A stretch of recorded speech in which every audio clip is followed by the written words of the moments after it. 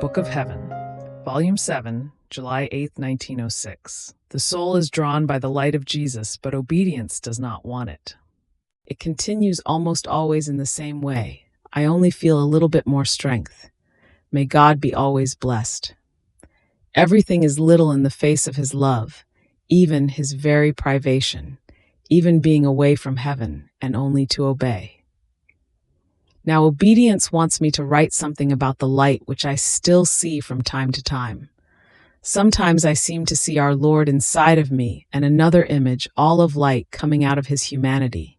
More and more, his humanity ignites the fire and the image of the light of Christ, as if it were riddling this fire. And from this riddled fire, a light comes out, fully similar to his image of light. He is all pleased and awaits it anxiously to unite it to himself, and then it becomes incorporated once again into his humanity. Other times I find myself outside of myself, and I see myself all fire. I see the light which is about to take off from the fire, and our Lord blowing his breath into that light.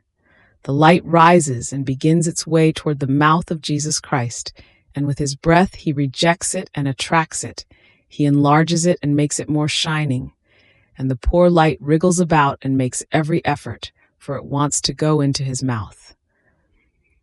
It seems to me that if I arrived at that, I would breathe my last.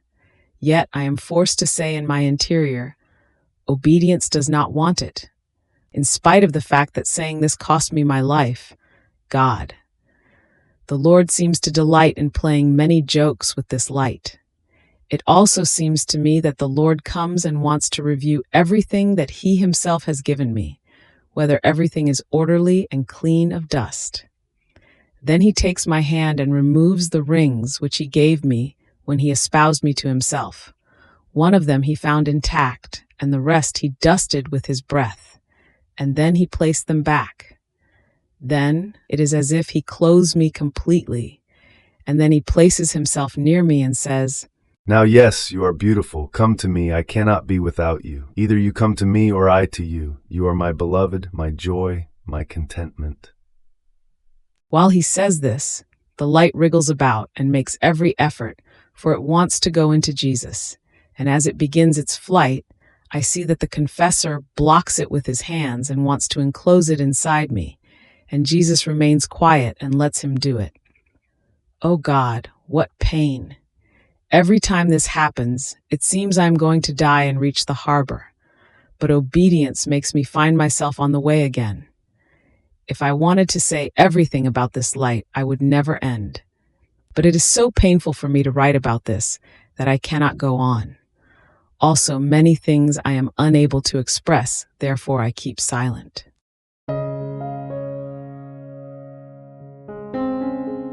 Thank you for being a part of our community here at Divine Will app.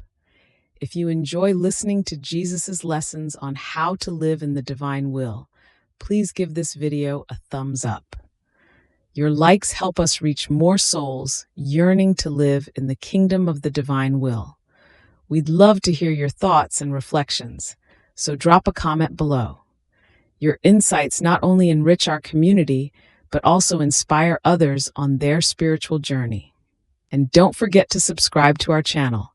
By joining us, you're helping to spread the news of the kingdom of the divine will, so that together we can bring his kingdom to reign on earth as it is in heaven. In the divine will, always.